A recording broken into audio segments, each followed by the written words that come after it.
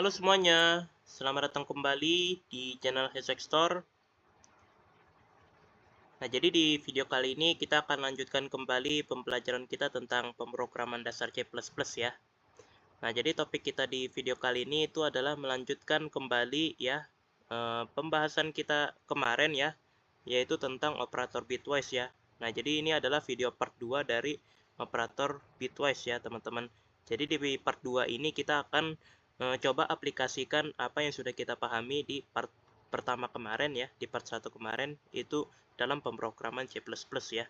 Nah, jadi buat teman-teman yang belum menonton video part satunya, silakan teman-teman tonton terlebih dahulu video part satunya agar teman-teman bisa mendapatkan pemahaman yang lebih mendalam terkait operator bitwise. Karena di sana kita sudah membahas tentang apa sih operator bitwise itu, ya kan? Apa sih bilangan biner itu, dan juga bagaimana cara mengonversi dari bilangan bulat atau desimal itu ke bilangan biner itu gimana caranya.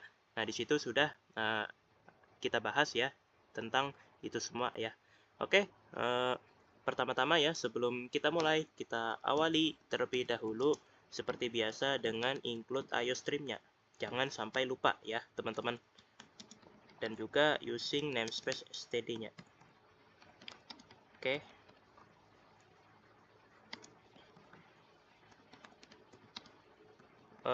Typo oke. Nah, jadi sebelum kita masuk ke operator bitwise-nya ya, kita akan memperkenalkan terlebih dahulu dengan sebuah pustaka standar dari C++. Ya. Nah, apa itu? Iya, benar. Pustaka standar tersebut adalah include bit set. Nah, jadi ini adalah pustaka yang akan kita perkenalkan terlebih dahulu sebelum kita masuk ke operator bitwise. Jadi, apa sih fungsi dari pustaka ini? Nah, jadi fungsi dari pustaka ini itu adalah untuk mengonversi ya bilangan bulat atau bilangan real itu dalam bentuk biner ya secara otomatis. Nah, jadi kan di part 1 kemarin kita sudah ngebahas kan gimana cara mengonversinya dari bilangan bulat atau desimal itu ke biner. Nah, itu sebenarnya cara yang kita bahas itu sebenarnya cara manual, teman-teman. Tapi kalau dalam pemrograman C++, kita cukup pakai aja pustaka bitset ini, ya kan? Pakai aja, ya kan? Karena dia bakal otomatis, ya kan? Nah, jadi sudah ada bawaannya, teman-teman, ya kan? Nah, tapi ya kan it's okay, ya kan di video part 1 kemarin kita setidaknya tahu cara mengonversinya secara manual itu gimana agar kita lebih paham terkait bilangan biner ya, teman-teman. Oke, jadi ya kan kita sediakan dulu misalnya variabel A dengan nilai 13 misalnya. Nah, kemarin kan kalau nggak salah ya, di part 1 kemarin kita ngasih contoh tuh konversi dari 13 ke biner kan. Nah, sekarang kita akan coba ya kan konversi 13 ke biner, tapi kali ini dalam pemrograman ya. Mari kita coba ya. Kita langsung aja cout di sini ya. Nah, jadi formatnya gini ya kan, kita tulis bitset di sini ya kan. Nah, lalu setelah itu buka panah ya kan, buka panah ke arah kiri seperti ini ya kan, sama seperti ini teman-teman. Nah, panah kiri dan kanan seperti ini, dan di tengahnya ya, di tengahnya itu diisi dengan angka berapa bit yang kita inginkan ya. Misalnya kita pengen 4 bit dulu ya. Walaupun sebenarnya yang paling umum itu 8 bit biasanya. Ya kan, tapi di sini kita coba 4 bit dulu ya. Nah, gitu. Nah, terus ya kan setelah itu ya kan kita kasih ya kan tanda panah lagi ke arah kanan. Nah, jadi kiri sudah, baru kanan. Seperti ini. Lalu setelah itu kita buka kurung seperti ini. Nah, kita tentukan nilai apa yang ingin kita konversikan. Misal kita ingin konversi 100, ya udah ketik 100 di sini. Tapi di sini kan kita pengen konversi yang 13 ini, ya kan. Nah, kita pengen konversi yang 13 yang dari milik si A ini, ya kan. Nah, maka ya kan kita ketik aja A di sini, ya kan. Nah, lalu kita titik koma, jangan lupa. Nah, sekarang kita lihat gimana hasilnya, apakah sama? Sama, teman-teman. 1101. Sama ya dengan hasil yang kita peroleh dari part 1 kemarin, dari cara manual kemarin, ya kan. Nah, jadi ya kan pas kita coba ya kan pelajari cara manualnya ya kan, kita kan kasih contoh angka 13 kan ya. Ya kan? Nah, hasilnya sama ya kan 1101 teman-teman. Nah, gitu ya kan. Nah, terus ya kan gimana kalau misalnya kita pengen konversinya tuh pakai 8 bit misalnya ya kan. Nah, kalau kita pakai konversi 8 bit maka hasilnya seperti ini teman-teman. Nah, jadi ya kan hasilnya itu adalah 4 angka berikutnya ya kan. Itu bakal diisi dengan angka 0 ya kan. Nah, gitu. Jadi kan 13 ini kalau kita konversi ke bit ya kan, ke biner ya kan, itu kan cuma sampai 4 bit ya kan. Tuh, cuma sampai 1101 doang nih ya kan. Nggak nyampe 8 bit ya kan. Tapi kalau kita konversi ke 8 bit ya kan, ya udah ya kan, terpaksa ya kan diisi dengan angka 0 semua ya kan, setelah ini ya kan, setelah 4 bit ini tadi ya kan. Nah, gitu ya teman-teman. Jadi ya kan 00 ini itu perannya adalah untuk mengisi kekosongan nih ya kan. Kayak ini kan baru 4 bit nih, berarti kurangnya 4 bit lagi ya kan. Karena kita pengen konversinya tuh 8 bit ya kan. Jadi ya kan kurangnya 4 bit ya kan, 4 bit yang tersisa tuh ya udah ya kan isi dengan angka 0 seperti ini, teman-teman. Nah, gitu ya. Nah, sekarang setelah kita kenal dengan pustaka bitset ini, baru ya kan kita akan coba bagaimana caranya kita melakukan operator bitwise-nya ya. Yang pertama kita pengen operator AND dulu ya, misalnya ya kan. Misalnya ya, kita pakai operator AND. Berarti simbolnya gini ya kan, teman-teman. Nah, gitu ya. Nah, tapi ya kan karena di sini variabelnya baru satu, ya kan, kita tambahkan satu variabel lagi di sini. Misal kita variabel B. Nah, terus B ini itu nilainya misalnya 20. Nah, gini. Jadi ya kan kita tinggal tulis saja ya kan seperti ini. Sorry. Nah, B seperti ini ya kan. Nah, gitu ya teman-teman. Jadi ya kan kita akan melihat bagaimana ya kan bilangan biner ya kan. Bilangan biner dari A dan bilangan biner dari B itu dimanipulasi oleh operator N. Oke, mari kita lihat dari run. Hasilnya adalah gini teman-teman. Nah, jadi hasilnya adalah 00 dan satunya cuma 1 ya di sini ya kan. Angka satunya ya kan, angka satunya cuma 1 di sini teman-teman. Nah, mungkin teman-teman bingung kenapa bisa cuma 1 nih ya kan. Hasilnya tuh cuma 1 0000100 gini doang gitu loh hasilnya gitu ya kan. Nah, mungkin biar teman-teman nggak bingung ya kan, kita coba tampilkan nilai dari nilai asli dari A dan B ini ya teman-teman. Kita coba out dulu ya. Kita tampilkan bagaimana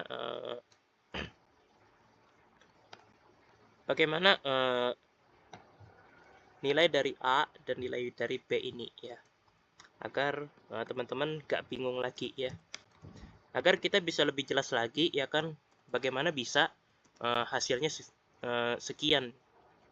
Oke, kita isi dengan 8 bit semua ya. Nah, seperti ini. Nah, sekarang mari kita lihat. Oh ya, mungkin biar lebih rapi kita kasih n-line seperti ini. Nah, di sini juga ya. Oke. Nah, sekarang kita coba run ya di sini. Nah, sekarang kita akan coba analisis kenapa hasilnya segini ya. Kenapa hasilnya begini. Oke, jadi ya kan buat teman-teman yang masih ingat ya dengan operator logika ya, teman-teman pasti ingat ya kan. Oh, N itu ya kan berarti kalau misalnya beda ya kan, kalau beda hasilnya 0 ya kan. Nah, kalau misalnya OR ya kan, itu kalau misalnya beda ya kan, itu hasilnya 1 atau true gitu ya kan. Nah, gitu. Nah, sekarang kita lihat ya kan di sini beda nih ya kan. Nah, yang ini beda nih. Nih, yang ini beda, hasilnya 0. Yang ini juga sama, yang ini juga beda ya kan. Tuh, angka yang di atas dan di bawahnya beda, ya udah 0. Nah, tapi ya kan di sini angkanya sama nih, 1 1 ya kan. Maka hasilnya 1 ya kan. Nah, di sini juga sama, tapi karena angka yang sama ini ternyata 0, ya udah hasilnya 0 ya kan. Nah, yang ini sama nih, ini beda juga nih ya kan. Nah, karena ini beda, maka Iya, bener, secara otomatis dia akan 0 ya kan nilainya. Nah, gitu ya teman-teman. Nah, jadi itulah alasan kenapa hasilnya tuh begini teman-teman ya kan, karena ingat ya kan operator n itu ya buat teman-teman yang masih ingat ya dengan operator logika ya kan. Nah, kurang lebih begitu ya teman-teman. Nah, terus gimana dengan operator OR ya? Nah, jadi kan yang kita bahas barusan kan itu operator AND ya. Nah, sekarang gimana kalau operator OR nih lagi? Nah, operator OR itu gini teman-teman, simpelnya. Nah, gini ya. Nah, jadi simpelnya cuma satu ya. Ingat ya, logika dengan bitwise itu memang sama ya. Operator AND dan OR-nya itu sama ya kan. Fungsinya tuh sama ya kan.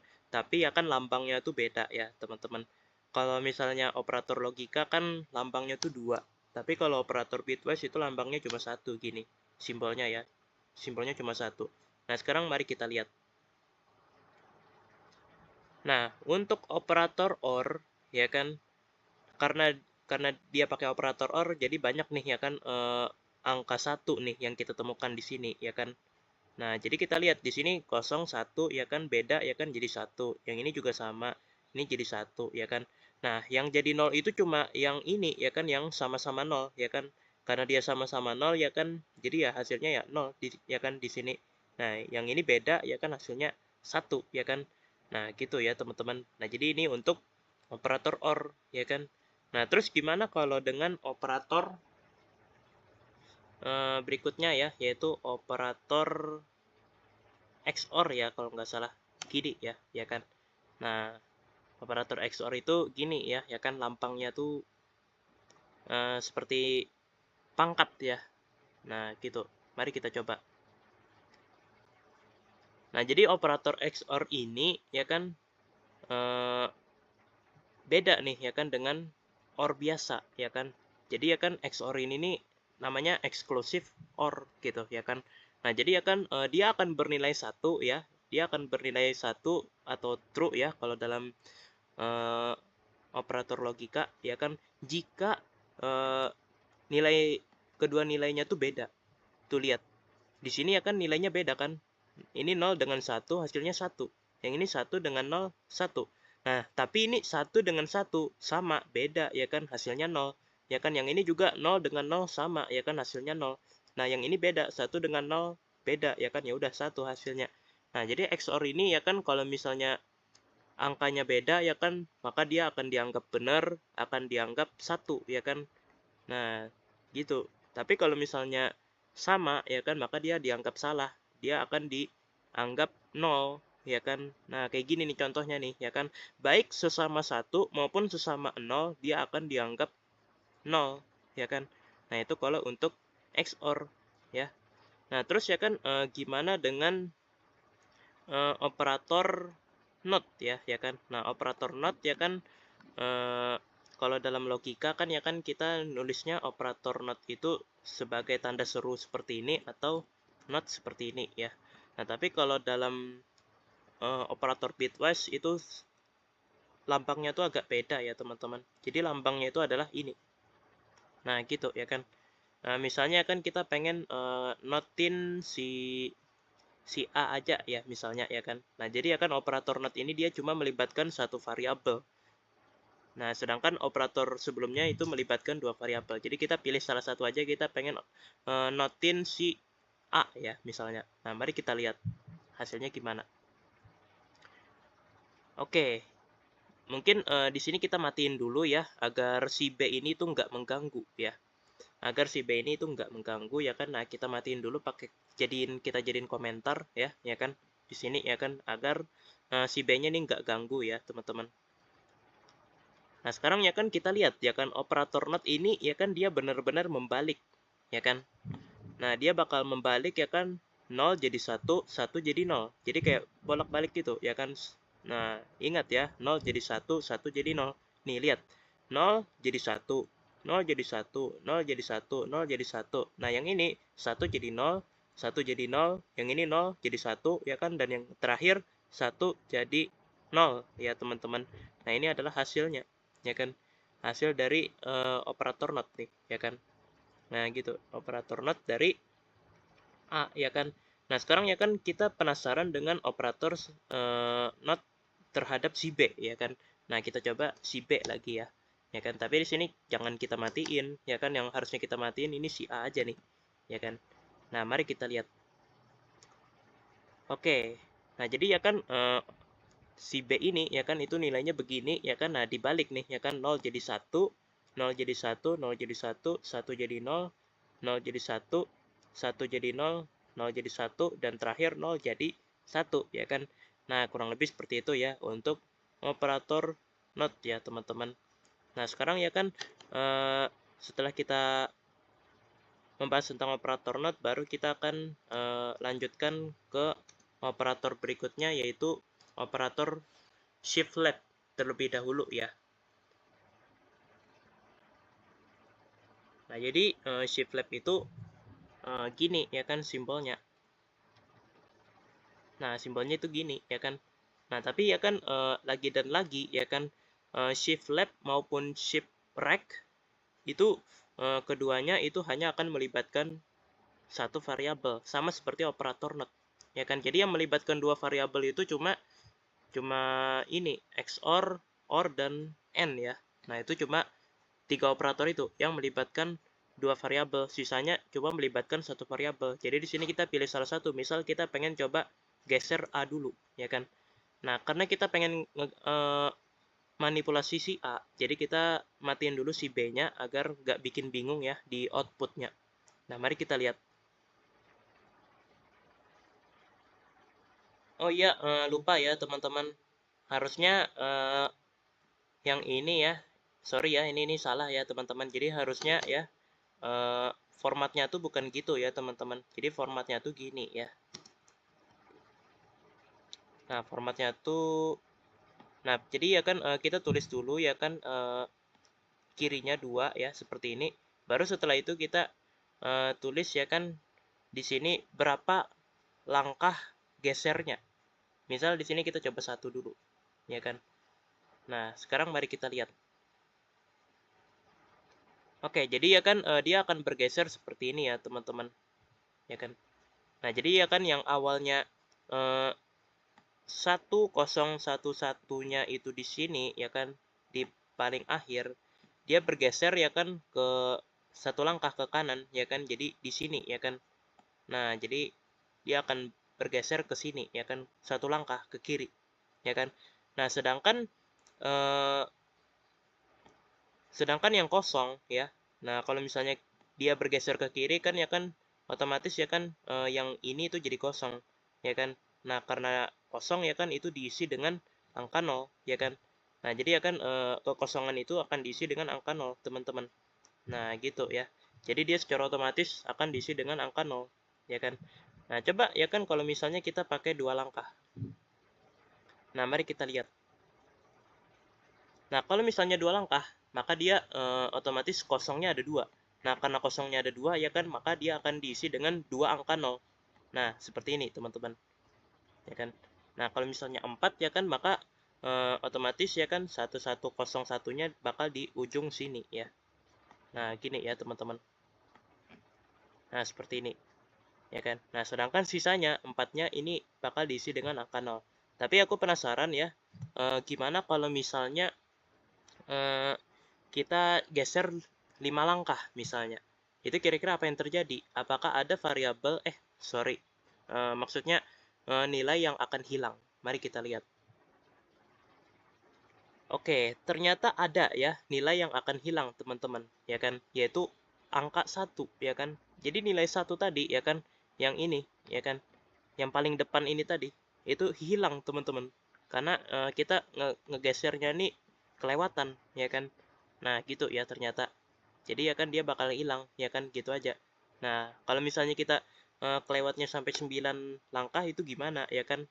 Pasti hasilnya 0000. Nah, kan bener 0000 karena dia digeser terus ya kan sampai nggak kelihatan lagi, ya kan? Nah, gitu ya teman-teman.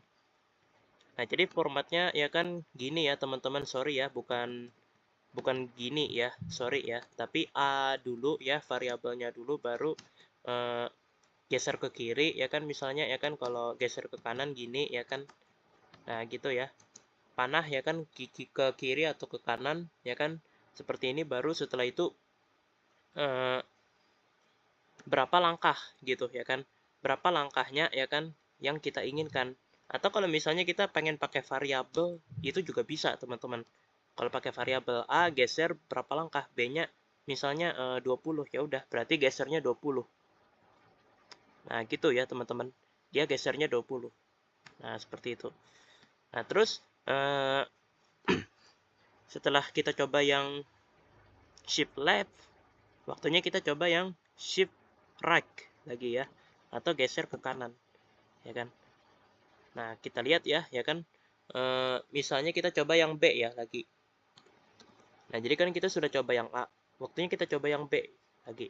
Misal kita pengen geser satu, ya kan, satu langkah aja. Kita coba. Oh ya, lupa ya, ini harusnya si B jangan dimatiin.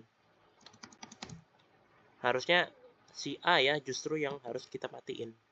Nah, karena kita pengen manipulasi si B. Oke, kita lihat. Nah, jadi ya kan awalnya ya si B ini ya kan dia bernilai segini ya. Awalnya ya kan dia nilainya segini ya kan, baru setelah itu digeser nih ya kan 101-nya. Nah, jadi 101-nya bergeser ke kanan ya kan. Nah, bukan ke kiri ya kan. Kalau ke kiri ya kan satu depannya di sini, kosongnya di sini, dan satunya itu di sini ya kan. Nah, tapi karena ke kanan, maka dia gesernya satu ke sini, kosong ke sini, satu ke sini. Nah, gini ya kan hasilnya ya, teman-teman. Oke, nah jadi kurang lebih segitu saja ya, teman-teman, terkait operator bitwise ya. Nah, tapi mungkin kalau teman-teman ada yang nanya nih ya kan, kira-kira bisa nggak ya kan kalau hasil operasinya itu kita tampung ke variabel? Jawabannya adalah aku nggak tahu, teman-teman. Sorry banget ya, sayangnya aku belum tahu nih ya kan terkait gimana ya kan kalau misalnya operator manipulasi ini ya kan, manipulasi bilangan biner ini itu kalau ditaruh ke variabel itu gimana, sayangnya aku nggak tahu ya, teman-teman. Nah, jadi ya kan mungkin diantara teman-teman mungkin ada yang tahu gimana caranya, formatnya tuh gimana ya kan, kalau kita pengen pakai ini ya, operator ini itu untuk disimpan ke variabel tertentu ya kan, itu gimana caranya ya kan, teman-teman silakan share aja ke kolom komentar ya, serta sebutkan juga tipe data variabelnya itu apa ya, teman-teman. Kalau boolean sih sepertinya yang paling relevan sih boolean sih sepertinya ya, teman-teman. Karena boolean nilainya 0 dan 1 aja ya. Nah, tapi nggak tahu pasti ya, teman-teman, tipe datanya itu apa dan sebagainya ya. Jadi buat yang tahu silakan share aja di kolom komentar ya, biar kita bisa belajar sama-sama ya. Jadi yang kita pelajari di video kali ini itu cuma operasi di dalam cout, bukan operasi di dalam variabel ya, teman-teman. Karena aku nggak tahu soalnya ya kan cara manipulasi bilangan biner di dalam variabel itu gimana ya. Jadi kita belajar bareng-bareng ya di video ini ya kan. Jadi terima kasih ya buat teman-teman yang sudah mau berbagi ya tentang bagaimana operator bitwise itu bisa diletakkan di dalam variabel ya. Jadi terima kasih banyak atas ilmunya ya, dan juga atas kontribusinya dalam berbagi lebih dalam tentang operator bitwise ya, teman-teman. Oke, sekian dulu ya pembahasan kita tentang operator bitwise kali ini ya. Terima kasih aku ucapkan buat teman-teman atas kontribusinya, dan juga sudah mau nonton video ini sampai selesai ya. Dan ya, sampai jumpa lagi di video-video berikutnya. Dadah.